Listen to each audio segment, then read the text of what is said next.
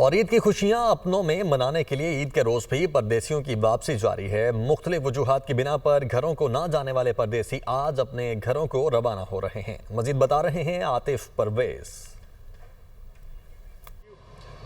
जी बिल्कुल, देखने वाले तमाम मुसलमानों को ईद मुबारक। और इस ईद के पहले रोज़ भी शहरी जो हैं वो ईद अपनों के साथ मनाने के लिए जो है अपने अपने शहरों को जा रहे हैं। जिनको पहले मुख्तलिफ वजूहात की वजह से छुट्टी या टिकट ना मिलने की वजह से वो अपनों तक नहीं पहुंच सके थे, वो आज जो है मुख्तलिफ ज़राए से जो है अपने अपने शहरों को, अपने घरों को जा रहे हैं। इस वक्त हम मौजूद हैं रेलवे स्टेशन पर और यहाँ पर भी कुछ मुसाफिर जो है ट्रेनों का इंतज़ार कर रहे हैं। उनसे पूछते हैं, आपको पहले तो ईद मुबारक। और कहाँ को जा रहे हैं? खैर मुबारक, बहुत शुक्रिया आपका जी। मैं गुजरांवाला से बिलोंग कर रहा हूँ, तो गुजरांवाला जा रहा हूँ।